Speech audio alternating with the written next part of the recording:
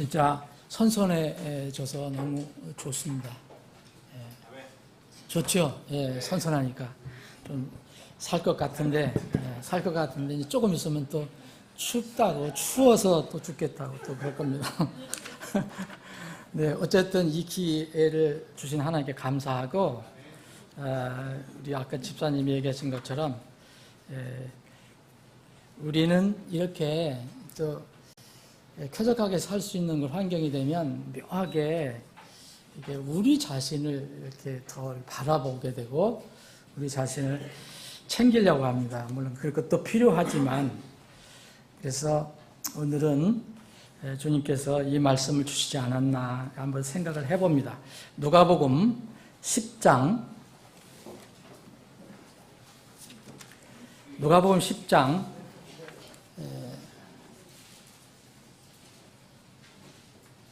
익히 널리 알려진 그 이야기, 예수님께서 들려주신 이야기를 오늘 하나님께 주신 생명의 말씀으로 서로 나누겠습니다.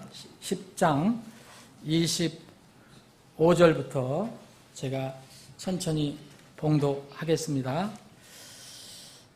그런데 보라, 어떤 율법사가 일어나 그분을 시험하여 이르되 선생님이여, 내가 무엇을 하여야 영원한 생명을 상속받으리까 하네. 그분께서 그에게 이르시되 율법에 뭐라 기록되어 있느냐, 너는 어떻게 읽느냐 하시니 그가 대답하여 이르되 너는 내 마음을 다하고 혼을 다하고 힘을 다하고 생각을 다하여 주 내 하나님을 사랑하고 내 이웃을 내 자신과 같이 사랑하라 하였나이다. 그분께서 그에게 이르시되 내가 옳게 대답하였도다. 이것을 행하라. 그리하면 내가 살리라 하시거늘.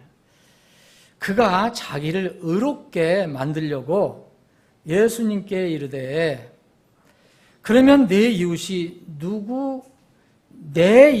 누구이니까 하니 예수님께서 대답하여 이르시되 어떤 사람이 예루살렘에서 여리고로 내려가다가 강도들을 만나매 그들이 그의 옷을 벗기고 그에게 상처를 입혀 그를 한 반쯤 죽이고 떠나갔느니라.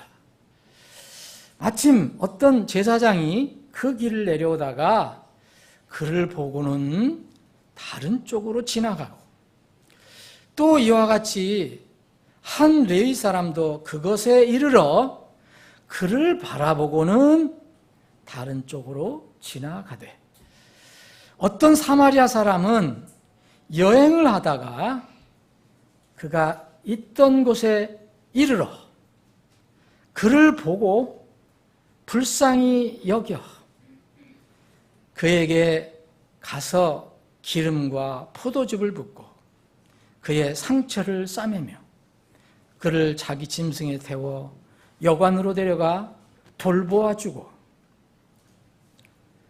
35절, 36절, 37절 이렇게 세 절은 여러분들과 함께 봉독합니다. 시작합니다. 이튿날 떠날 때에 이 데나리온을 꺼내 주인에게 주며 그에게 이르되 그를 돌보아 주라. 당신이 얼마를 더 쓰든지 내가 다시 올 때 갚으리라 하였느니라.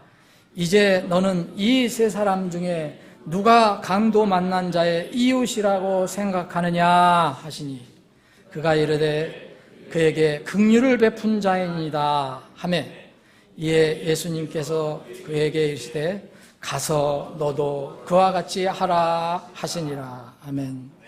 아버지 하나님, 오늘도 이 쾌적한 이런 환경, 장소, 하나님의 집에서 성도들끼리 서로 교제하며 구원의 기쁨과 감격을 서로 나누고 하나님을 찬양하고 경배할 수 있게 해주심을 감사합니다. 이 시간에 또 특별히 하나님의 말씀을 우리에게 영의 양식으로 꼴로 공급해 주심을 감사합니다. 하나님 말씀은 늘 우리가 어떤 말씀이든 말씀 앞에 무릎을 꿇어야 마음을 내려놓아야 그 말씀이 우리에게 생명의 양식이 됨을 고백합니다. 이 시간에도 이 말씀이 우리의 영에 달콤한 양식이 되게 해 주시옵소서. 거룩하신 예수님의 이름으로 기도합나이다. 아멘. 여러분, 먼저 우리가 스스로에게 질문부터 하면서 이 말씀 나누겠습니다. 우리는 그분의 아들 예수 그리스도를 믿는가? 정말 우리는 하나님의 자녀로 태어났는가? 그러면 제자인가? 여러분, 자녀, 제자는 하나님 아버지의 큰 명령을 가지고 있습니다. 다시 말씀드립니다. 하나님을 믿지 않고 구원받지 않고 하나님의 자녀도 아니고 제자가 아닌 사람은 이런 명령이 없습니다. 근데 분명히 하나님의 자녀고 제자라면 무슨 명령을 주셨느냐면 전도선교하라는 복음을 전하는 명령을 주셨고 또 하나 삶 속에서 사랑을 하라는 명령을 주셨습니다. 크게 나눠보면 그렇다는 것입니다. 전도선교 또 사람을 사랑하는 것은 크게 묶으면 하나님 사랑입니다. 하나님 사랑. 우리가 만날 입으로 하나님 사랑한다 얘기하지만 사실 사랑은 이런 것으로 나타나야 합니다. 모든 율법 중에서 가장 큰 명령이 율법이 무엇인가 궁금해했던 그런 사람이 있습니다. 예수님께서 그 사람에게 그 하나님의 명령 중에서 가장 뛰어나고 중요한 명령이 무엇인가를 주님께서 말씀해 주셨습니다. 이제 여기도 한 율법사가 주님께 와서 사실 이 율법사도 주님을 시험하려고 옵니다. 그래서 선생님, 율법에서 가장 큰 명령이 뭡니까? 아니 이제 마태복음 22장을 보면 37절 보면 하나님께서 그에게 이르시되 예수님께서 그에게 이르시되 너는 내 마음을 다하고 혼을 다하고 생각을 다하여 주 내 하나님 사랑하라 하셨은즉 이것이 첫째가는 큰 명령이에요. 둘째 명령은 그와 같은 것으로서 너는 내 이웃을 내 자신과 같이 사랑하라 하신 것이니 모든 율법과 대언자들의 글이 이 두 명령에 달려있느니라. 매달려 있느니라. 하나님 사랑, 사람 사랑입니다. 이것을 성경에서는 또 이웃 사랑이라고 표현을 했습니다. 여러분, 오늘 이 본문 말씀, 우리가 지금 마태복음 잠깐 읽어드린 마태복음 20장 말씀도 이 말씀이 주님께서 이렇게 하신 말씀의 동기가 이제 분명히 율법은 가지고 있지만 하나님의 말씀은 가지고 있지만 그것을 오해해서 아직 구원받지 못한 거듭나지 않은 그 사람, 겉으로 보기에는 하나님을 믿는 것 같지만 실제로는 생명이 없는 이 사람, 여기서는 율법사라고 그렇게 되어 있는데 여기 25절 보면은 주님을 시험하려고 다가옵니다. 여러분, 구원받은 사람은 주님을 시험할 수가 없습니다. 그리고 29절에 보면 자기를 의롭게 하려고 이분하고 주님하고 대화를 나눠서 자기가 의롭다 하는 것을 인정받으려고 이런 목적으로 다가와서 질문을 하게 됩니다.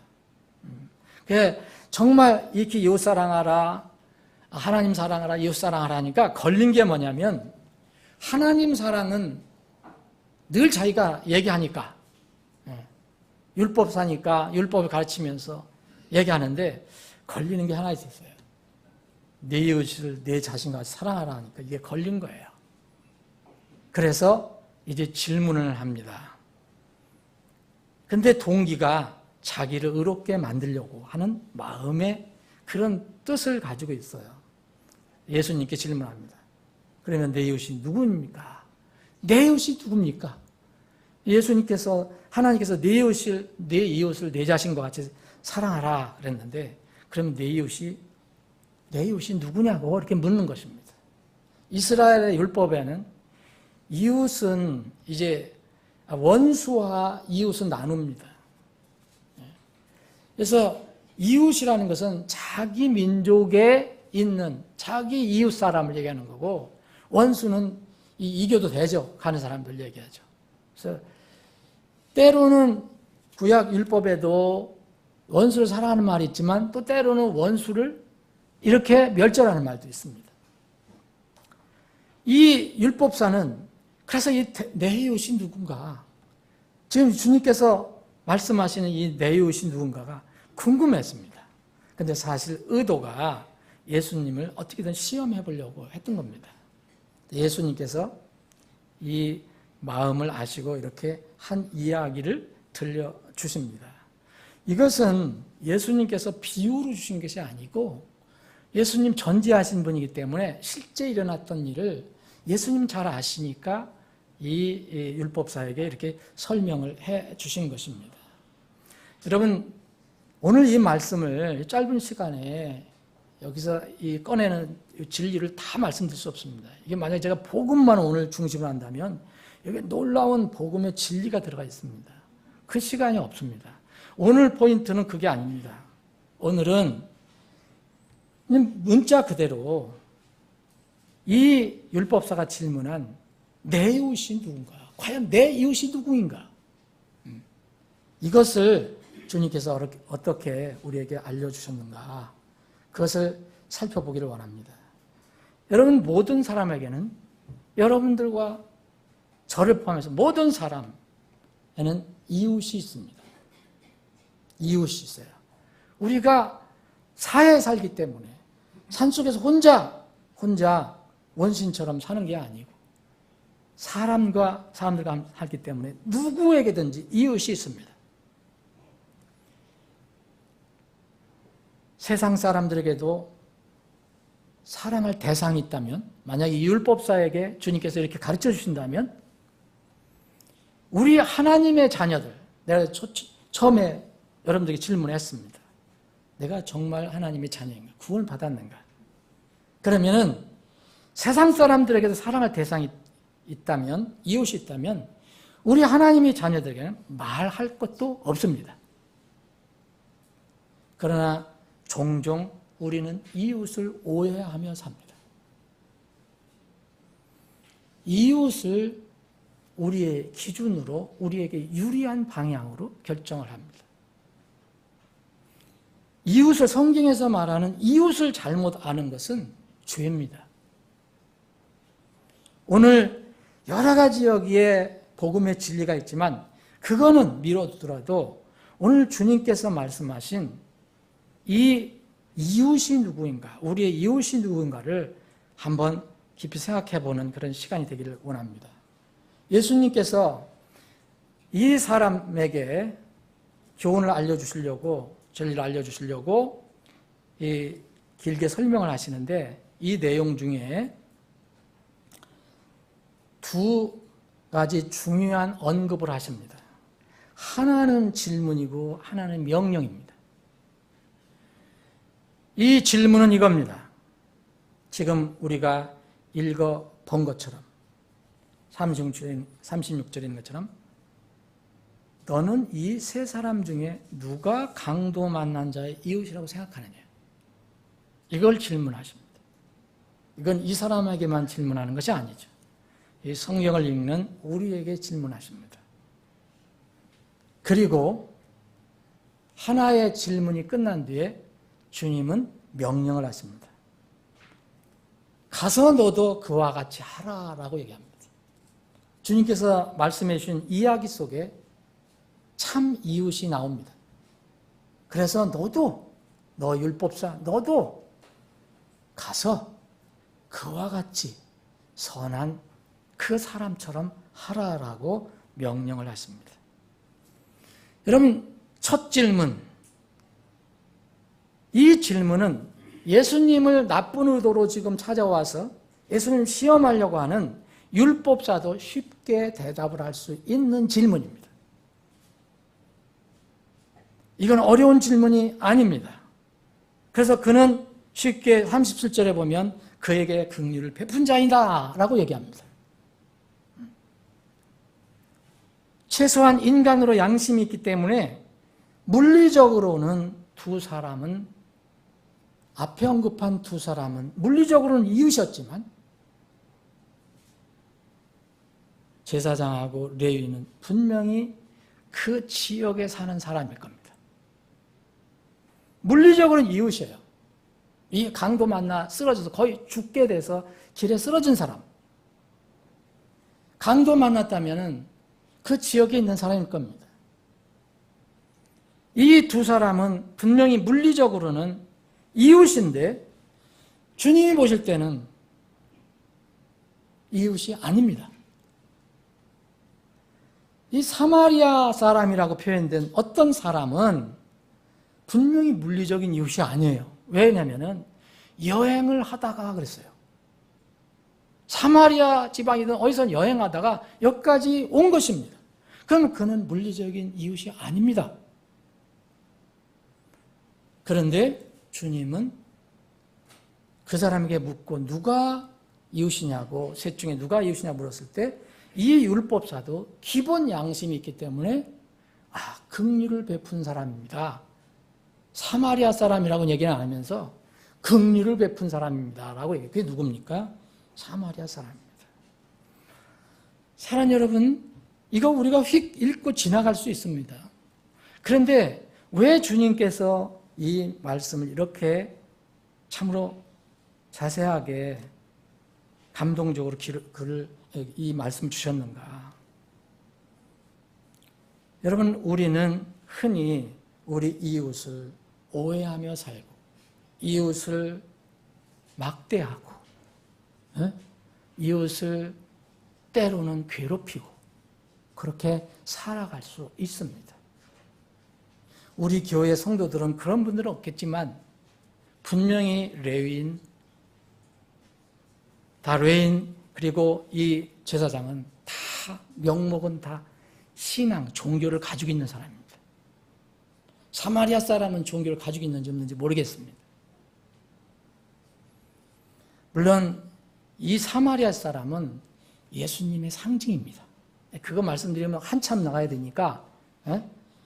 근데 우리는 오늘 주님께서 말씀하신 이 세 사람 중에 누가 강도 만난 자의 이웃이냐? 이 질문을 한번 생각해 보십시오. 그럼 지금부터 우리가 이 말씀을 이해하기 위해서 최근에 일어난 일을 한번 여러분들과 나누기를 원합니다. 이걸 여러분들이 정치적으로 거기에 가미하지 마십시오. 절대로. 그냥 있는 사건을 가지고 이 성경에 한번 대입을 해보십시오. 지난달 7월 말일에 31일에 서울 한복판에서 관악구 봉천동에서 이상한 일이 일어났습니다. 여러분 다 아시는 것처럼 죽을 고비를 넘겨서 탈북한 한 어머니와 아들이 숨진 채 발견되었습니다. 이 공납금을 잘 내지 않아서 마지막으로 단수를 했습니다. 요금 미납으로 단수를 시켰는데 아무 소식이 없어서 검침원이 다시 거길 찾아가 보니까 수도검침원이 찾아가 보니까 집에서 악취가 나는 것을 발견하고 이제 신고를 해서 이제 그것을 알게 됐습니다. 이미 그 모자는 2개월이 지난 뒤였습니다. 근데 이 어머니 이름도 다 나왔고 아들 이름도 나왔는데 여러분 다 아시는 것처럼 그 두 모자 가지고 있었던 통장에는 잔액이 3,858원이었는데 찾은 뒤 0원이라고 되어 있었습니다. 그게 전부였습니다. 냉장고에는 먹을 게 아무것도 없고 뭐 고춧가루만 조금 있다라든가. 근데 이제 탈북자들이 조사한 내용을 내가 읽어봤는데 한 10년 전에 탈북한 자매인데 중국에 인신매매를 당했습니다. 그런 사람들이 많습니다. 여러분 인신매매를 당해서 겨우 목숨을 건졌습니다. 두만강을 건너서. 그런데 거기 잘못 이 잘못돼 갖고 중국 사람한테 팔렸습니다. 그래서 거기서 살다가 한국을 우여곡절 끝에 온 것입니다. 여러분 이 사건에 대해서는 그냥 가십으로 넘어갈 수도 있겠지만 저는 그것이 일어났을 때 제일 먼저 이 생각이 생각났습니다. 예수님께서 설명해 주신 이 사건을 생각해 봤습니다. 과연 누가 우리의 진정한 이웃인가? 여러분, 구약 성경이든 신약 성경이든 이웃을 무시하고 이웃을 괴롭히는 건 죄라고 나와 있습니다. 최소한도 지원해주지 않으면 괴롭히지는 말아야 합니다. 여러분, 저는 국가가 무엇인가에 대해서 회의를 갖습니다. 이럴 때는. 그런데 사실 국가는 어떤 면은 주님이 오실 때까지는 계속 지속돼야 됩니다. 국가에 대한 이런 아쉬움보다는 어떤 권력을 가지고 있는 사람들에 대한 분노가 일어났습니다. 이건 흔히 우리가 정권이라고 얘기합니다. 국가는 그냥 땅이 있고 국민이 있고 거기에 통치가 있는 것을 국가라고 합니다. 그런데 정부는 뭐냐? 정부는 입법, 사법, 그리고 행정이 있잖아요. 그럴 때 행정 쪽을 중심으로 해서 정부라고 얘기합니다.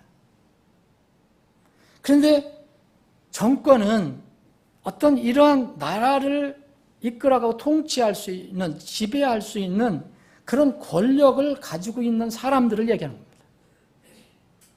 정치적으로 생각하시면 안 됩니다. 여러분, 과연 이 모자 사건은 우연한 사건인가? 저는 그렇게 생각지 않습니다. 저는 북한에 대해 관심이 많은 사람이고 또 우리가 앞으로 북한 선교를 지금 하고 있고 또 앞으로 할 것이고 그래서 우리가 데니얼 선교사님도 우리가 안수해서 파송해서 보낸 이유도 그거고 우리가 하는 것보다 훨씬 효과적이기 때문에 여러분 어떤 사람들은 탈북자를 무시하는 사람들이 있어요.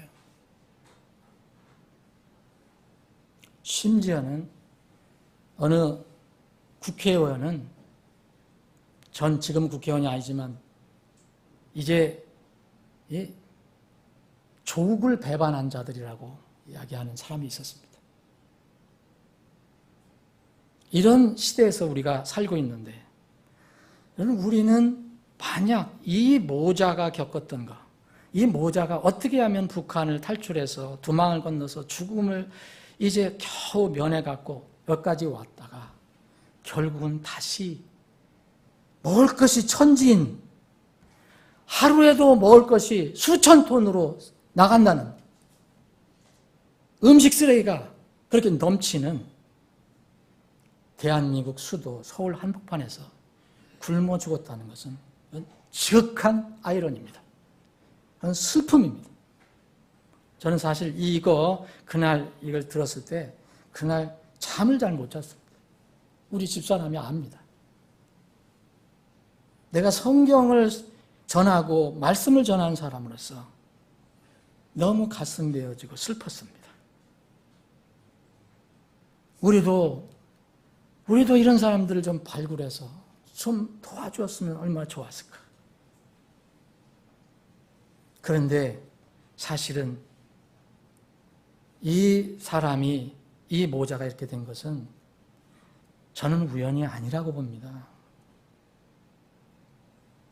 여러분 지금 여러분들 다 아실 것입니다. 여러분이 정치 성향을 어떻게 가지고 있든지 상관없이 여러분 지금 이 정권에서는 탈북자들은 완전히 어려움을 당하고 있습니다.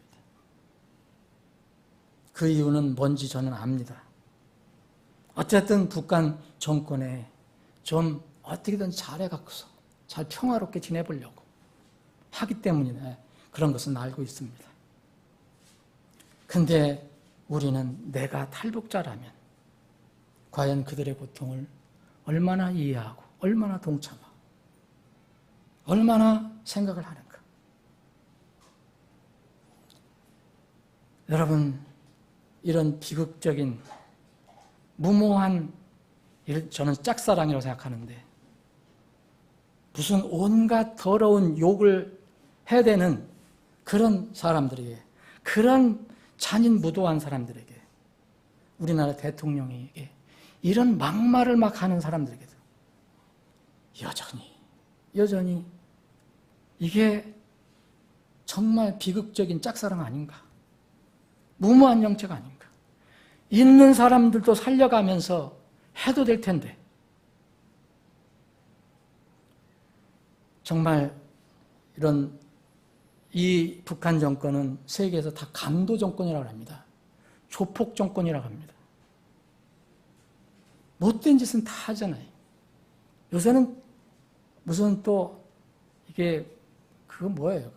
해킹을 해갖고 사이버 머니를 또 얼마나 탈취했는지 모르겠어요. 그게 우리나라에서 얼마나 탈취당하는지도 모른답니다, 지금. 헛된 것들. 근로자들 보내갖고서 95%는 갈취하고 5% 내지 10%만 줘서 겨우 먹고 살게 하고 이런 생각을 못하는 이런 정말 인간 이하 어떤 윤리를 가지고 있으면, 양심을 가지고 있으면 그렇게 할 수 없는 그런 일들을 쉽게 하는 이런 정권. 이런 정권이 더 귀합니까? 아니면 거기에서 고통받는 그 사람들, 그리고 그들, 탈출한 그 사람들이 더 귀합니까? 여러분, 시계추 이론이라는 게 있습니다. 여러분, 시계바늘이 시침이 있고 분침이 있는데 시침이든 분침이든 중앙에 하나 걸려 있습니다. 거기는 중앙에서는 조금만 움직입니다. 분침 끝에는 많이 움직여야 합니다.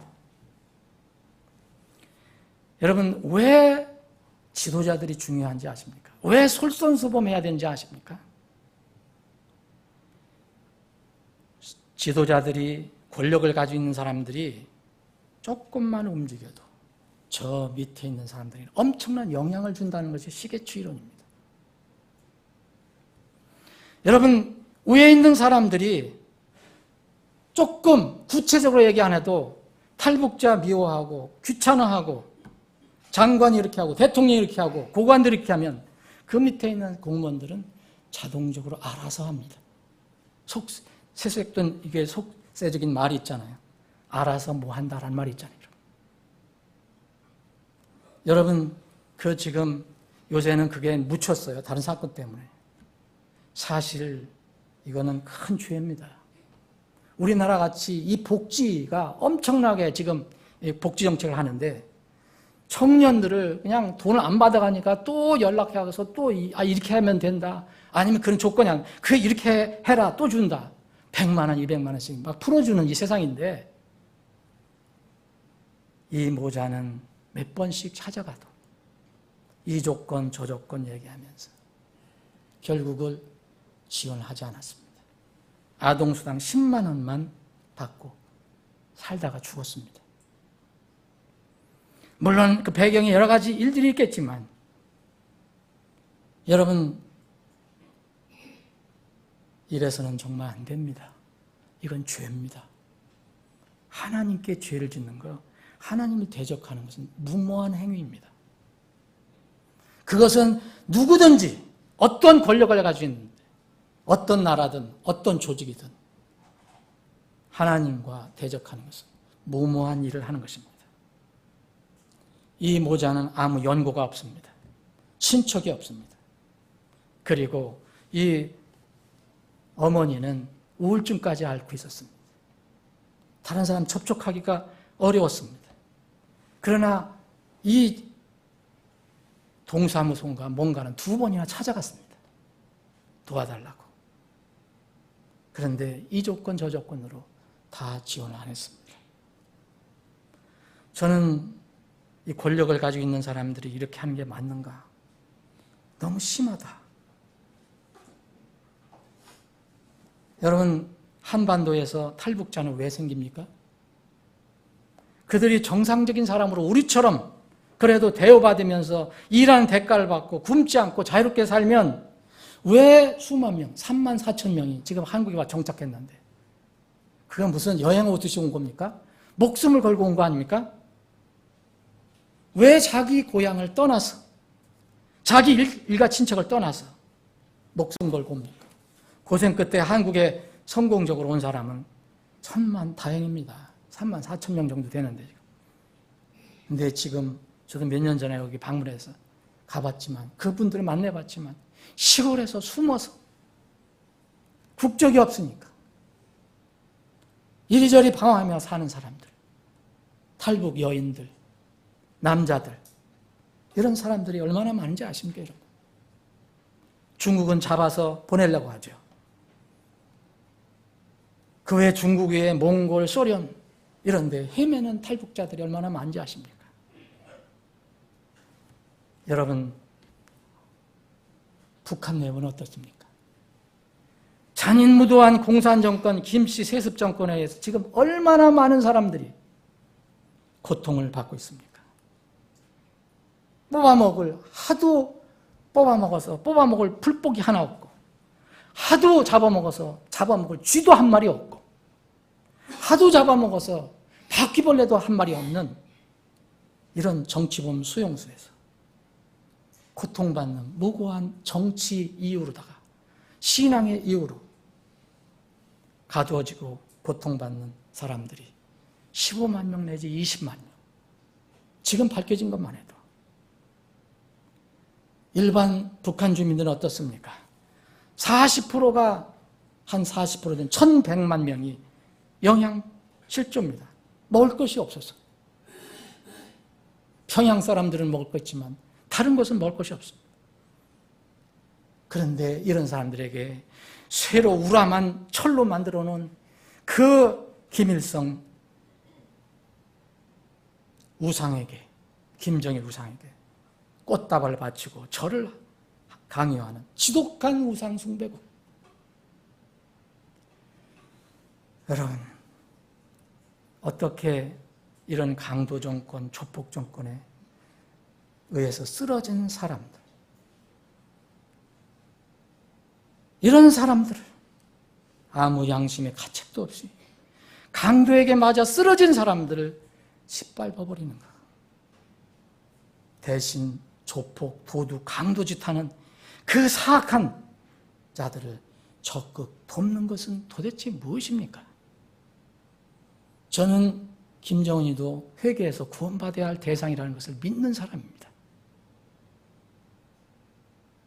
여러분, 무슨 한국에 얼마나 먹고 잘 살고 자유를 누리고 있으면 지독한 이런 어떤 이상한 좌파 사상을 가지고 있는 이 변호사 단체가 있는데, 탈북한 사람들이 오면 찾아다니면서 한국 이 억지로 무슨 누가 꼬여서 왔느냐 이렇게 찾아다니는 사람들이 있다고 하는데, 여러분 얼마 전 그 무슨 왜 그 식당에서, 북한 식당에서 단체로 탈북한 사람들 있잖아요. 한국에 들어왔는데 말이 많습니다. 그런데 이 사람들 지금 찾아가서 그 사람들 하는 일이 뭔지 아십니까? 자유라는, 아니 인권이라는 이름으로, 민족이라는 이름으로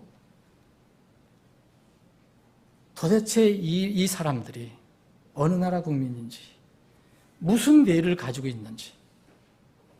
여러분, 이 사람들에게 찾아가서, 그 탈북한 사람들에게 찾아가서 물으면은 어떻게 대답해야 될까요? 이 사람들이 질문하는 거 이겁니다. 이 탈북자들은 여전히 가족이나 친척이 북한에 남아있는 사람들입니다. 이런 사람 찾아다니면서 너희들이 자발적으로 온 것이냐, 아니면 강제로 기획해서 끌려왔냐, 속아서 왔느냐, 이렇게 물으면 그 탈북자들은 어떻게 대답해야 할까요? 여러분, 이거는 정말 불쌍히 여길 수 있는 마음이 있는 사람이라면 이렇게 할 수가 없는 겁니다. 만약 자발적으로 왔다고 하면 그 가족은 어떻게 되겠어요? 여러분, 그 가족, 남은 가족은 어떻게 되겠습니까? 그 가족은 정치범 수용소로 가거나 처형당하게 됩니다. 자발적으로 왔다면. 그런데 만약 강제로 그 변호사들이 무슨 단체가 얘기하는 그런 질문에 정말 내가 강제로 끌려갔다라고 얘기하면 어떻게 되겠습니까? 지금 우리나라에서는 쉽게 보내버리고 맙니다. 인권, 억지로 끌려왔으니까 보내야 한다. 이 젊은 사람들이, 탈출한 사람들이 그 딜레마에 있는 것을 모르고 그걸 집요하게 파서 어떻게 대답해야 됩니까, 여러분? 그래서 답을 안 하면은 그래서 저기 속아서 왔다, 꾸며서 데리고 왔다라고 강변을 하고 하는 이런 사람들이 있습니다. 정말 무슨 민족주의든 뭐 평화주의든 그 어떤 것으로도 자유를 찾아서 목숨을 걸고 온 사람들을 이렇게 대하는 것은 결코 합리화할 수 없습니다. 여러분, 우리나라에서 정말 그런 사람 왔으면 지금 월북하는 사람도 있는데 가면 됩니다. 근데 왜 그 사람들이 대답을 못하는지 그거를 불쌍히 여기는 마음으로 생각해야 되는데 그것이 우리나라, 이 나라 지금 국민들입니다. 여러분, 제가 언젠가는 하나재단을 찾아가서 거기에 나오는 사람들에게 어떻게 접촉을 해서 복음을 전할까 이런 생각 다 옛날에 해봤습니다. 그런데 이 하나재단이라는 것은 탈북자들을 돕기 위한 재단입니다. 그런데 탈북자들 돕는 이 하나재단에 그 예산이 이 정부 들어와서 대폭 삭감됐습니다. 얼마 없다고 합니다.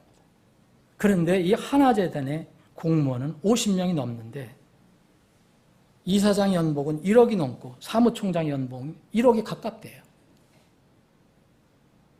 그런데 이 사람들은 대부분 정확히 모르지만 사무총장은 분명히 주사파 사상을 가지고 있는 그 사람, 전에 주사파 운동을 했던 사람, 전 대통령 비서실장의 동료가 사무총장을 한다는 거예요. 이런 시대입니다. 이런 나라입니다. 그런데 김정은이에게 주려고 하는 그 돈, 소위 얘기하면 남북 교류 협력 기금은 수백억을 늘려놨습니다. 저는 그거 늘리는 거 뭐라고 하지 않습니다. 우리의 앞에 와 있는, 우리가 직접 보는 이 불쌍한 사람들도 돕고 북한을 돕든지 말든지 해야 되는데 바로 이런 나라입니다. 이것은 우연이 아닙니다. 밑에 있는 공무원들이 사실 무슨 죄가 있겠습니까? 대통령이 공산주의자를 존경한다고 공공연하게 자랑하고 국가전복을 기도했던 신영복이 내 존경하는 사람이다. 김일성과 함께 남침전쟁을 허락받기 위해서 남한 사람들을 죽이려고 전쟁을 획책한 그 스탈린을 찾아간 김원봉을 우리 국군의 무슨 뿌리라고 공공연하게 선언하는 대통령이 있는 나라. 그런데도 국민들은 별 신경을 안 쓰고. 사랑하는 여러분, 저는 정치적으로 말씀드리는 게 아닙니다. 저는 권력은 하나님부터 나온다고 믿는 사람입니다. 그런데 하나님을 대적하면 하나님은 분명히 심판하십니다. 분명히 심판하십니다. 저는 요새 그것이 두렵습니다. 우리나라가. 무슨 한두 번 데모하는 게 두려운 게 아니에요. 하나님이 한 번 내리시면 무서운 일이 일어납니다. 성경을 읽어보십시오. 헤롯도 바로 한날에 가고 말았습니다. 하나님을 대적할 때. 모든 국민과 모든 국가와 민족의 흥망성쇠는 주님께 달려 있습니다. 사람 개인 운명도 생명도 주님께 달려 있다고 말합니다. 여러분들 그걸 믿지 않으시면 사실 성경을 믿지 않는 겁니다. 정말 안타까운 일들이 우리 앞에서 벌어지고 있습니다. 잘하고 뭐 못하고 이런 것이 아닙니다. 문제는 여러분 일부 정치 집단에 있는 게 아닙니다. 문제는 여러분들과 저에 있습니다. 국민들에게 있다는 거예요. 여러분, 우리는 민주적인 방식으로 투표로 지도자를 뽑을 수 있습니다. 하나님께서는 그 사람들에게 권력을 주십니다. 전체 국민들의 문제입니다. 그래서 우리는 어떤 상황에도 하나님 말씀, 이것을 붙들고 움직이지 말아야 합니다. 이렇게 움직이고 저렇게 움직이고. 여러분께 질문합니다. 여러분의 이웃은 김정은, 온갖 악행을 자행하고 있는 김정은과 그 일당이 여러분들의 이웃입니까? 아니면 그들에 의해서 짐승같이 핍박받는 북한 주민이며 그리고 그 오염 지역에서 탈출한 탈북자입니까? 탈북자가 우리나라에 와서 왜 저렇게 같은 시민인데 왜 이렇게 무시당하고 살아야 합니까? 이들은 당연히 그곳에서 얼마나, 여러분들 그런 경험하면 잊어버리겠습니까? 그러니까 탈북자들은 자연히 오면 거기에 남아있는 그 사람들을 위해서 안타까운 마음으로 인권운동을 하는 겁니다. 북한 인권운동. 그래서 삐라도 보내고 뭐도 하는데 이거를 국가에서 무력으로 막고 있습니다. 외국에 가려고 그러면 돈을 다 차단해버리고. 사랑하는 여러분, 이 말씀을 가지고 우리가 질문을 해야 됩니다. 주님께서 묻습니다. 이 세 사람 중에 누가 강도 만난 자의 이웃이라고 생각하느냐? 여러분들은 도울 수 있는, 우리 교회는 도울 수 있는, 우리 대한민국 국민들은 도울 수 있는 사람들입니다. 우리의 이웃은 누굽니까? 지금 이 시대에 묘하게 차라리 어떤 제사장이나 한 레위 사람처럼 지나치고 많은 것도 아니고 오히려 강도를 돕는, 길에 맞아서 쓰러진 사람들을 짓밟고 강도를 우리 이웃이라고 돕는 이 아이러니. 주님께서 질문합니다. 누가 이 세 사람 중에 강도 만난 자 이웃이냐? 정말 주님을 시험하고 정말 주님을 함정에 빠뜨리려고 나쁜 의도를 가지고 있는 이 율법사도 양심이 있으면 얘기합니다. 그에게 긍휼을 베푼 자입니다. 쓰러진 사람에게 긍휼을 베푼 사람이 레위인이었습니까? 제사장이었습니까? 주님께서 그러면 너도 그것을 깨달았다면 가서 너도 그와 같이 하라. 이게 우리에게 주신 명령입니다. 여러분, 우리가 이웃이라면 그와 같이 하라고 합니다. 근데 왜 우리는 그 쓰러진, 그 불쌍한 사람들은 눈여겨보지 않고 어떤 이론이든지 간에, 여러분들이 정치적인 이론이든 뭐 무슨 민족적인 이론이든 간에 그런 사람들은 관심 안 기르고, 왜 김정은이 오면 환영한다, 뭐 김정은이 어떻다, 뭐 도대체 이게 어떻게 돌아가는 겁니까? 저는 성경을 믿는 크리스찬이라면 정말 정신을 차려야 생각합니다. 좌우의 논리를 떠나서 하나님과의 관계에서 얘기하는 겁니다. 여러분, 우리는 인생을 여행하고 있습니다. 곧 인생이 끝나면 주님 앞에 설 것입니다. 이 부분에 대해서 주님이 질문하면 우리는 어떻게 대답할까도 생각해야 됩니다. 여행 중에라고 나와 있습니다. 33절에 보면. 여러분들과 저는 지금 여행 중입니다. 이 사마리아에는 거기가 본토가 아니었습니다. 레위는 이 제사장은 자기가 거기 본토인 것처럼, 자기가 영원히 살 것처럼 살았던 사람입니다. 사마리아 사람은 거기를 지나가는 여행자였습니다. 순례자였습니다. 이 인생의 여행 중에 여러분 33절을 보면 그 여행 중에 그 사마리아 사람이 그를 봤습니다. 어떤 사람을 봅니까? 봤습니까? 쓰러진 사람. 강도에서 매맞아 옷을 벗기고 상처를 입어서 거의 반쯤 죽은 사람. 이 사람을 봤습니다. 여러분, 우리는 인생 중에서 다양한 방법과 기회로 이런 사람들을 만납니다. 접합니다. 직접 안 만나도 듣기도 합니다. 요새는 매스컴이 발달돼서 많이 듣습니다. 여러분, 그를 보고 어떻게 합니까? 우리는 관심 없습니다. 우리는. 그런데 선한 사마리아, 예수님의 모형인 이 선한 사마리아는 어떻게 했습니까?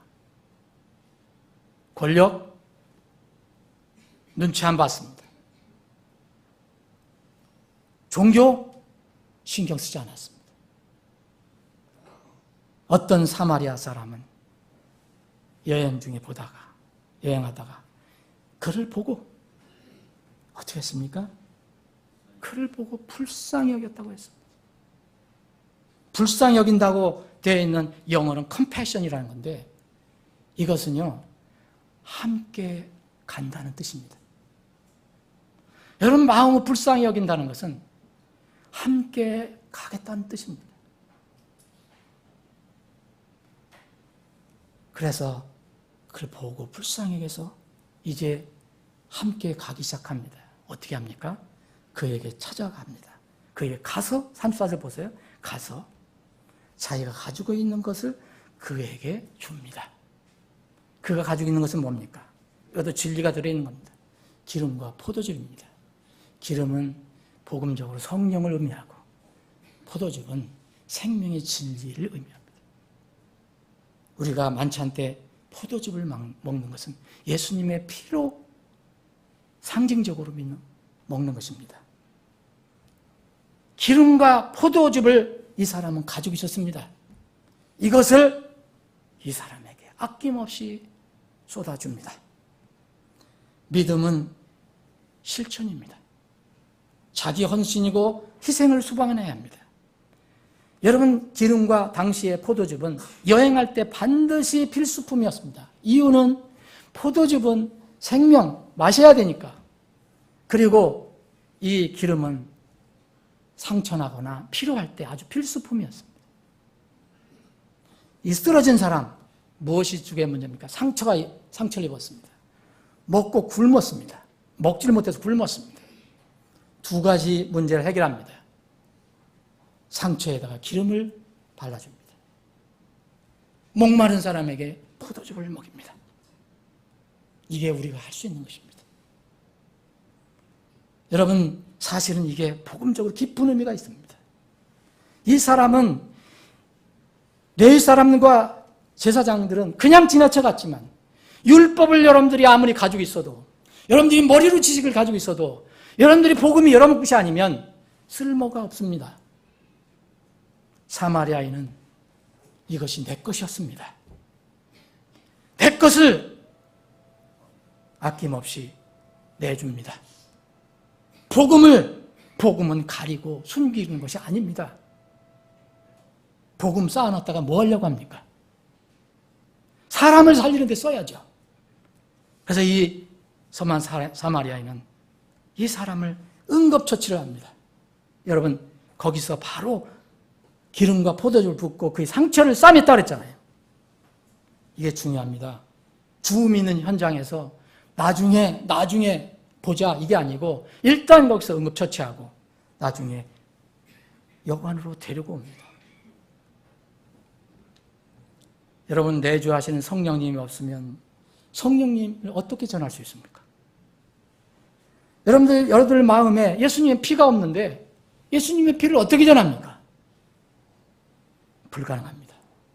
그래서 레위인과 율법사들은 그리고 제사장은 도울 수가 없었습니다.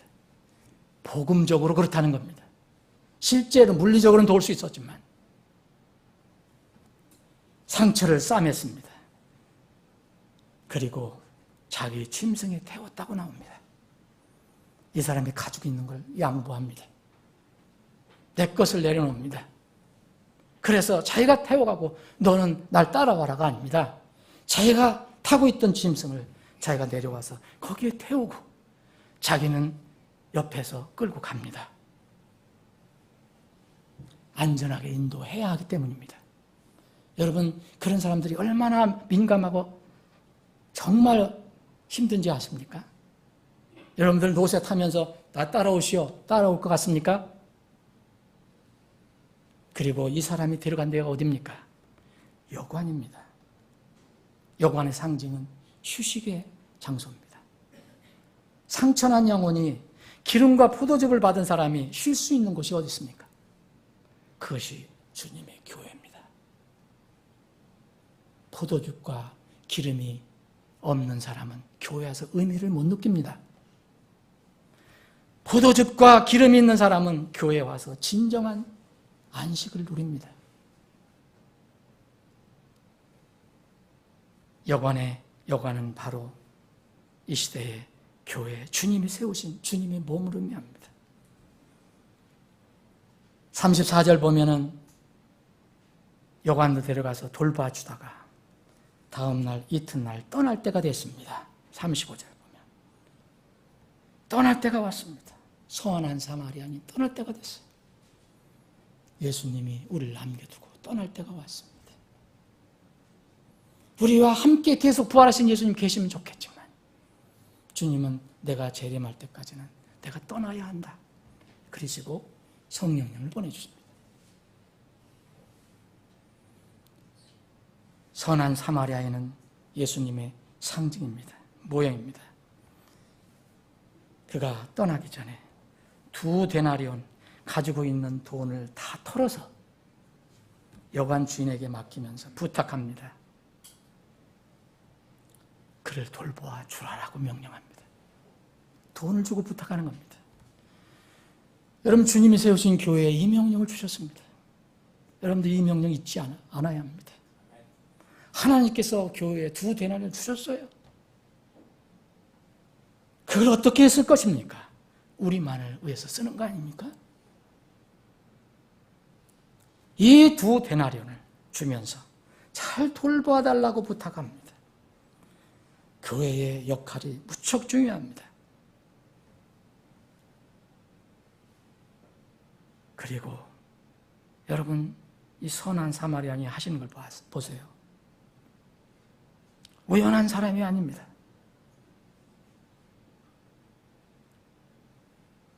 그를 돌봐주라. 내가 당신이 얼마를 더 쓰든지 내가 다시 올 때에 갚아주리라.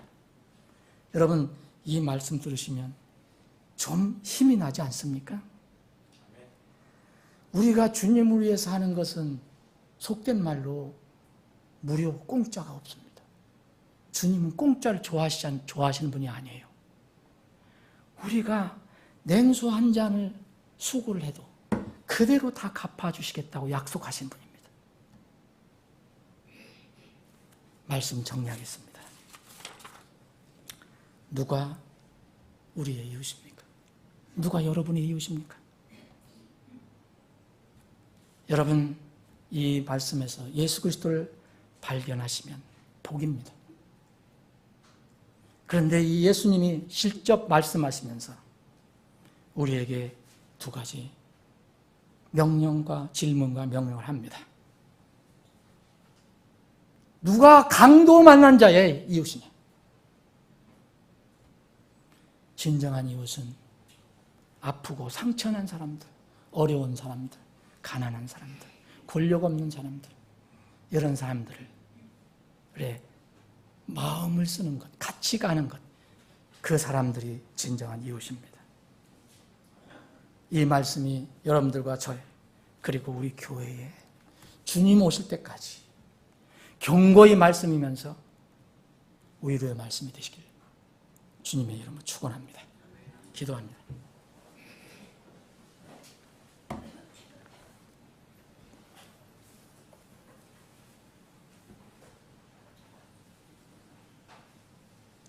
여러분들 오늘 말씀을, 이 성경 말씀을 읽고 여러분들이 삶을 한번 돌아보시기 바랍니다. 분명히 하나님께서 우리에게 이웃을 사랑하라고 말씀하셨는데 그 이웃이 누군지 혼동스러워하고 엉뚱한 이웃을 내 이웃이라고 하는 죄를 지고 있는 것은 아닌지, 우리의 이웃 누구인가 주님 명령을 생각해서 살펴보는 시간이 되길 바랍니다. 우리의 이웃들이 강도 맞아서 길에 쓰러져 죽어가는 사람들이, 복음이 없어서 진리가 없어서 죽어가는 사람들이 수없이 많습니다. 우리는 포도즙과 기름을 가지고 있습니다. 그것을 어디에다가 쓸 것입니까? 우리는 주님께서 주신 이 데나리온도 있고 기본적인 소유 노새도 있습니다. 이것을 어떻게 쓸 것입니까? 여러분 기도하는 시간, 결단하는 시간 되길 바랍니다. 말씀이 있으면 삶이 변화해야 됩니다. 아버지 하나님, 오늘도 말씀을 주심을 감사합니다. 선한 사마리아인으로 오셨다가 호련히 떠나시면서 우리에게 많은 것을 주시고 또 부탁하시고 또 약속하신 주님, 내가 다시 올 때 너에게 다 갚아주리라고 약속하신 주님, 주님의 이 마음을 우리가 분명히 이해하고 주님의 명령을 따라 순종하며 사는 우리 교회가 되게 주시옵소서. 거룩하신 예수님의 이름으로 기도합니다. 아멘.